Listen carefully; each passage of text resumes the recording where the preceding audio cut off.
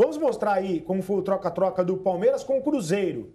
Porque o Palmeiras, ele trocou o Robinho, que já disputou a última temporada pelo Cruzeiro, e o William Bigode vem para o Palmeiras.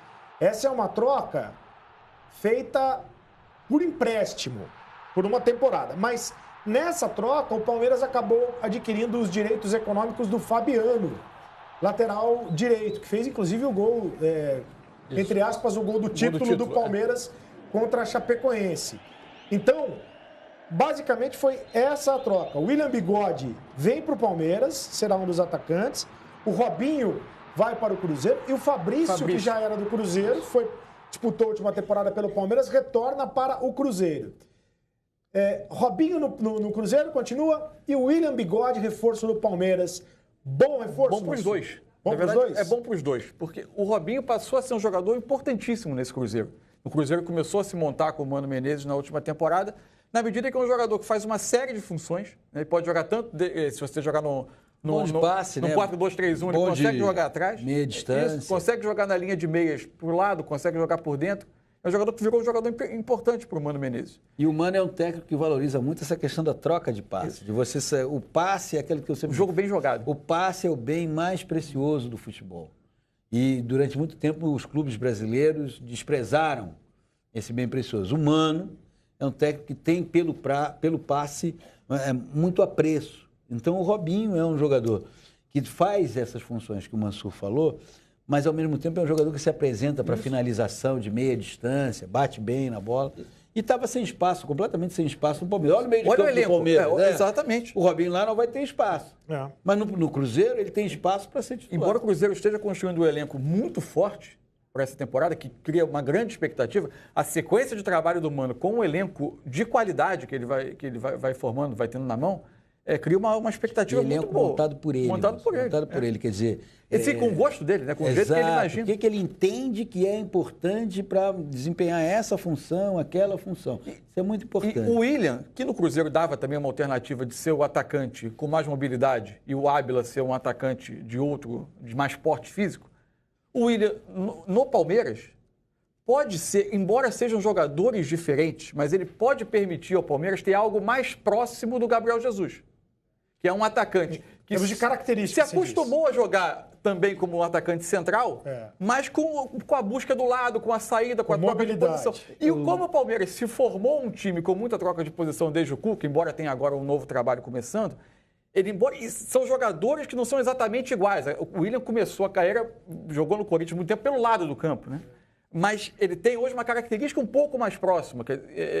Ele pode ser um substituto do Gabriel Jesus no sentido de se aproximar de ser um atacante central que se move. E de fazer gols, porque ele faz gols. O William, eu vou ficar curioso assim, para acompanhar no Palmeiras pelo seguinte, me parece que ele pagou muito pela orfandade do Ricardo Goulart e do Everton Ribeiro. Ficou assim, aquele trio funcionava muito bem no Cruzeiro, com variação, troca de posição. A partir do momento que o Everton Ribeiro foi para os Emirados Árabes e o Ricardo Goulart para o futebol chinês, o William me pareceu sempre meio perdido, ele não conseguiu, mas vem cá, cadê os dois? Não, um foi para a direita, outro foi para a esquerda, mas eles não vão voltar. E ele não rendeu mais com a saída desses dois o que ele rendia. E o time em torno dele se enfraqueceu. Também, exatamente, o time enfraqueceu. Então agora, indo para um elenco forte, porque por hora que você pode dizer que o Palmeiras tem um elenco forte. Eu não sei nem qual é o time que o Eduardo Batista tem na cabeça. Eu acho que nem ele sabe, porque a essa altura do campeonato, com tantas ofertas, ele deve estar quebrando a cabeça para montar esse time. E curiosamente, o Palmeiras se reforçou sem perder a base do time titular do ano passado. O Palmeiras não teve perdas, o Palmeiras não tem reposições, o Palmeiras tem acréscimos, né? Uma coisa interessante dessa temporada, eu acho, é que você tem, se você pegar os 8 times brasileiros na Libertadores, os 7 dos 8, esquece a Chapecoense, tem circunstâncias muito particulares, tristemente particulares. Você tem uma... Aí é difícil dizer se é pela crise, se é pela falta de opções, ou se é por uma conscientização de que, em muitos momentos, o mercado do futebol brasileiro se moveu em torno de jogadores muito parecidos do ponto de vista técnico. Porque a gente não há o poder aquisitivo para buscar os jogadores top, você acaba rodando em torno de nomes de capacidades um pouco similares.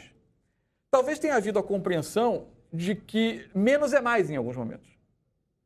Você tem quase todos os times com bases mantidas, que é algo raro da gente ver no futebol brasileiro. Mas eu acho que isso se mantém também, Mansur, pela questão financeira. Pode ser. Me parece, isso o tempo vai, digamos, ratificar, que o dirigente do clube brasileiro hoje está mais responsável. Ele não, o Palmeiras está, quando a gente fala o Palmeiras está contratando, mas o Palmeiras está com um caixa que permite fazer isso.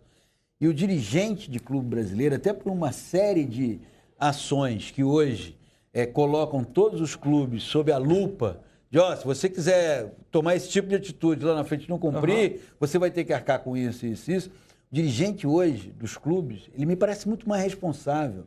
Ele não está mais fazendo, ele ainda é muito refém da voz das arquibancadas, especialmente na avaliação do trabalho do técnico. Ele continua muito influenciado pelo que diz a arquibancada e, consequentemente, pelo que diz a mídia. Mas, no movimento ali das peças do tabuleiro de xadrez, o dirigente de clube brasileiro hoje está mais responsável. Parte da dificuldade, porque a gente sempre falava, o futebol brasileiro tem muito mais dinheiro que os rivais sul-americanos. Parte da dificuldade recente era a combinação de um campeonato que era espremido num semestre, que era a Libertadores, disputada por times absolutamente novos, em formação. O que criava uma aleatoriedade no processo, claro, que diminuía o poder dessa vantagem econômica. Essa estruturação de time, pelo menos embora possa ser sim um reflexo econômico de responsabilidade, mas ela na parte esportiva, ela tende, e com a Libertadores ampliada para um ano inteiro, se você conseguir minimizar a perda de meio do ano, que vai ser um problema desse campeonato, e aí é que tá. Você pode ter times brasileiros mais estruturados, mais formados para disputar o campeonato. Mas olha só, é uma curiosidade.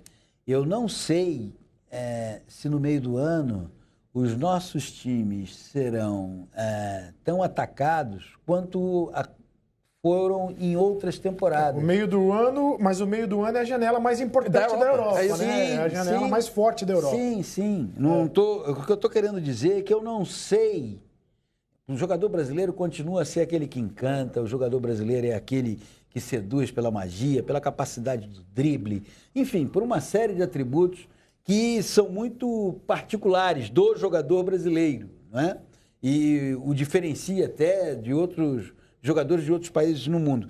Mas eu não sei se o mercado europeu, especialmente nessa janela de fim do meio de ano, que é uma janela forte, quer dizer, uma janela mais ampla, né? Se ele vai vir com todo esse apetite. Você está entendendo? Eu tenho cá minhas dúvidas.